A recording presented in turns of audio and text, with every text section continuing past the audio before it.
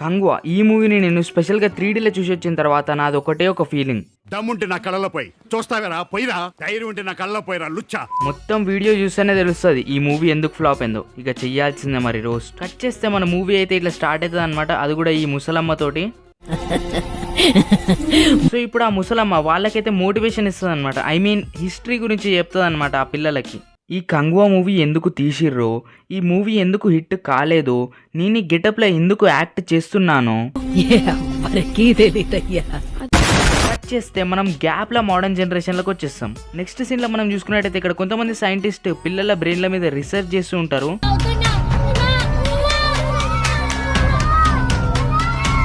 ఈ గ్యాప్లో ఒక పిల్లోడు మిస్ అవుతున్నాడు అని చెప్పేసి వీళ్ళంతా అలర్ట్ అవుతారు.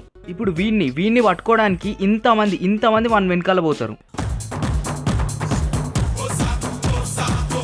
బట్ లక్కీలీ ఈ పిల్లోడికి ఒక ట్రైన్ దొరుకుతుంది. ఇంకా ట్రైన్లో కూర్చొని ఏదో ఆలోచిస్తూ ఉంటాడు. నేను కూడా గెస్ చేసా వీడేమైనా హిస్టరీ బుక్ మర్చిపోయినా అని, కానీ కాదు, వాడు హిస్టరీనే రాస్తున్నాడు. సో ఆ ట్రైన్లో ఒక చార్కోల్ ఉంటుంది, దాన్ని తీసుకొని ఒక ఆర్ట్ చేస్తాడు. అరే ఆ ట్రాన్సిషన్స్ ఏంట్రా బాబు, కైన్ మాస్టర్లో దొరుకుతారా అట్లాంటి ట్రాన్సిషన్స్. కట్ చేస్తే నెక్స్ట్ షాట్ గోవాలో ఎంటర్ అవుతుంది మన భాయ్ తోటి. మన భయ్యకు ఒకడు ఫోన్ చేసి ఈ గుండుగాన్ని పట్టుకోమని బౌంటీ ఇస్తే నువ్వేం చేస్తున్నావురా అంటాడు. మన భయ్య ఏమంటాడంటే నేను ఈడ అమ్మాయిలతో చిల్ అవుతున్నా అంటాడు. ఇప్పుడు మన హీరో ఎంట్రీ అయితే అవుతుంది, అది కూడా ఒక క్రింజ్ ఫైట్ తోటి. సో మన భాయ్కి ఆ గుండోడు దొరుకుతాడు, కానీ కార్ ఆపమంటాడు ఎందుకంటే అమ్మాయిలు ఉన్నారు కాబట్టి. లేదు అసలు అవసరం ఆ ఎడిటింగ్. మూవీ పర్ఫెక్ట్ గా తీయమంటే ఎడిటర్స్ కి టెంప్లెట్ ఇస్తారేంట్రా.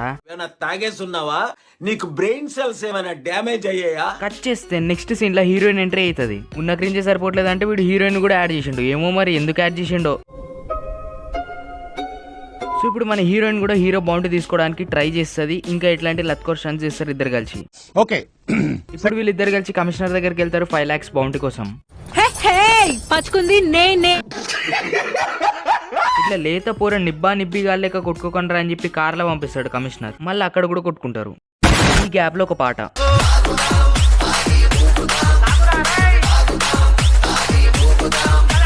కట్ చేస్తే కొత్త బాయ్ ఎంటర్ అవుతాడు. ఇప్పుడు వాడు ఎస్కేప్ అయ్యి గోవాలో ఉన్నాడని వీడు చెప్తాడు. అయితే పుయ్యాన్ని పట్టుకోపోరా. సో ఈ కమిషనర్ గాడు ఈ నిబ్బిలకి ఇంకొక బౌంటీ అయితే ఇస్తాడు, వాని పేరే జిట్టు. ఆ జిట్టు గాని పట్టుకుంటే 15 lakhs ఇస్తా అని చెప్తాడు, కానీ వాని మీద ఒక స్క్రాచ్ పడద్దంట. ఒకవేళ స్క్రాచ్ పడితే వాళ్ళన్న కంబోటా వీళ్ళిద్దరిని పీస్ చేసేస్తాడంట. ఇదేంటో మీ విధానాలు ఏంటో ఇప్పటికి నాకు అర్థం అవరో బాబు. సో మన నిబ్బాకి యాడ్లయితే దొరుకుతాడనమాట జిట్టు. నీ ముఖ కవలికలలో కామంతో కూడిన ఆలోచనలు, ఆతృత, కుళ్ళు ఇంకా కామంతో నిండిపోయిన బుర్ర ఒక 100 షేడ్స్ కనిపిస్తున్నాయే. అంత పెద్ద సీన్ ఏంటి.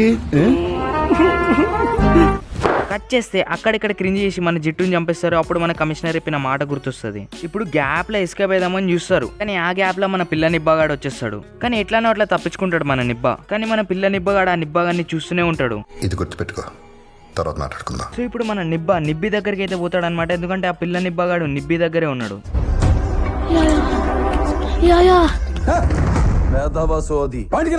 సో మన పిల్ల నిబ్బగాడు నిబ్బికి చెప్పేశాడు నిబ్బా చేసిన కథ.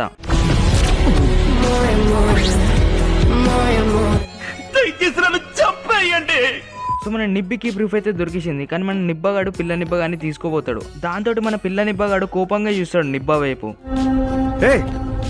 అలా చూడొద్దని చెప్తున్నా. మరి నన్ను నిబ్బి తీసుకెళ్తా అంటే ఎందుకు ఆపినవరా నిబ్బాగా? ఆ నిబ్బి నాదిరా పిల్ల నిబ్బాగా. తిరుగు, నా వైపు చూడొద్దని చెప్తున్నాను కదా.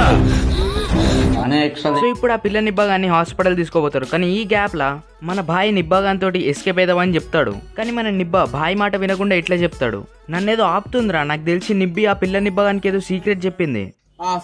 సో మన పిల్ల నిబ్బగాని బుర్రలో ఏదో అబ్నార్మల్ యాక్టివిటీస్ జరుగుతుందంట, మళ్ళీ పొద్దున్న తీసుకురమ్మంటది. ఇప్పుడు ఇంటికి వెళ్తున్న టైంలోనే కమిషనర్ ఫోన్ చేస్తాడు. సో మన నిబ్బా చేసిన పనులు పిల్ల నిబ్బగాడు చూసేసిండని ఆ కంబోటకి తెలిసిపోయింది. టేక్ కవర్ నిబ్బా, కవర్ల దాసుకో కావాలంటే. చేస్తే మన పిల్ల నిబ్బగాడు టామ్ అండ్ జెర్రీ చూస్తూ ఉంటాడు. ఆ పిల్ల నిబ్బగాడులో నా నిబ్బతనాన్ని చూసుకుంటున్నారా? వచ్చి చూస్తే మన పిల్ల నిబ్బగాడు ఉండడు. Guess what? ఆ పిల్ల నిబ్బగాడు ఇంకొక ఆర్ట్ చేస్తాడు, అది కూడా గోడ మీద. నువ్వు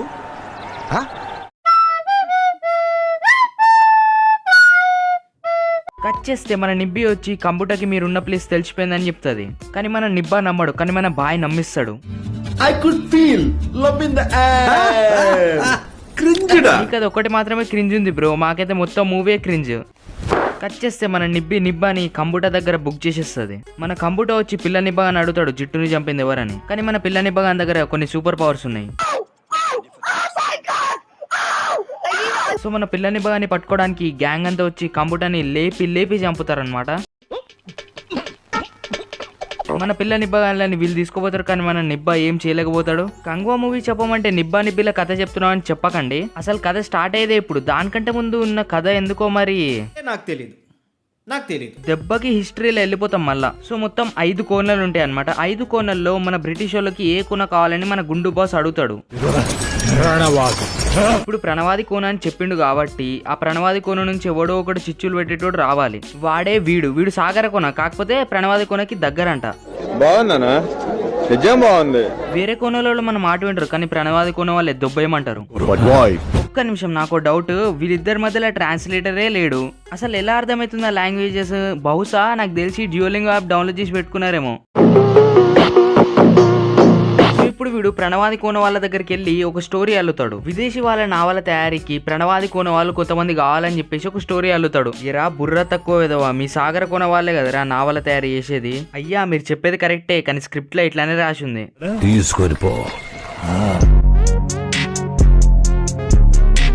ఇప్పుడు వీడు అనుకున్నట్టుగానే 100 మందిని తీసుకోబోతాడు.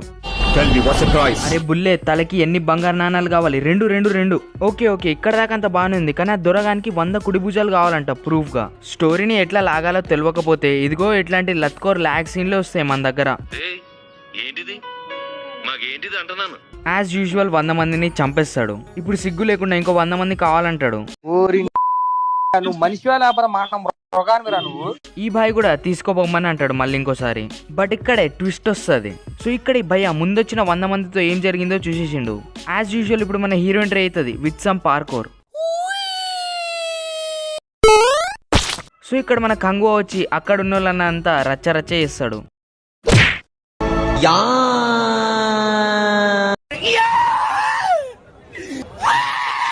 సో ఆ చిచ్చులు పెట్టేటోని కంప్లీట్ గా పడుకోబెట్టేస్తారు. ఇక్కడి భయ్య వాని ఫ్యామిలీ కూడా చావాలని స్టేట్మెంట్ పాస్ చేస్తాడు. ఇక్కడి అక్క మాటి ఓమని కంగువాని అడుగుతుంది. ఇప్పుడు ఒక సీరియల్ లెవెల్ సీన్ ఉంటది, అదేంటంటే అక్క మంటలో కలిసిపోతుంది, అది కూడా స్లో మోషన్ లా.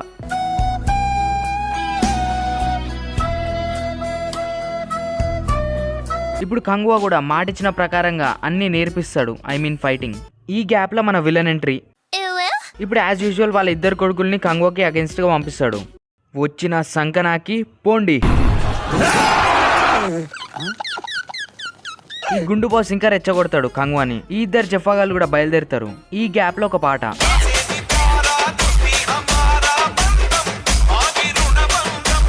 కట్ చేస్తే అడవిలో ఫైట్ స్టార్ట్ అవుతుంది.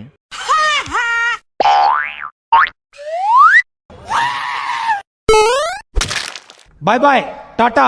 ఈ గ్యాప్ లో మన పులావో వచ్చి మన కంగువా ఖడ్గం తీసుకురమ్మంటాడు పులావాని. కట్ చేస్తే పోకిరిలేల్ ట్విస్ట్. అదేంటంటే మన పులావా కత్తిచ్చేటప్పుడు కంగువాకి తిప్పిస్తాడు. ఇప్పుడు ఎందుకు ఇట్లా చేసిందంటే పగ తీర్చుకోవడం కోసం అంట. సో మన కంగువాకి అంత పెద్ద ఇంజురీ అయిన తర్వాత కూడా ఆగకుండా ఇంకొకరిని వేసేస్తాడు. అండ్ బై ద వే నాకు తెలియట్లేదు ఇక్కడ స్క్రీన్ మీద CG అని వాటర్ మార్క్ ఎందుకుందో. సినిమా మొత్తం తీసి ఒక వాటర్ మార్క్ గమనించలేదంటే. సో ఇక్కడ కూడా ఇంటర్వెల్ పడిపోయింది కాబట్టి పార్ట్ 2 కావాలంటే గట్టిగా లైక్ చేయండి. కలుద్దాం మళ్ళీ.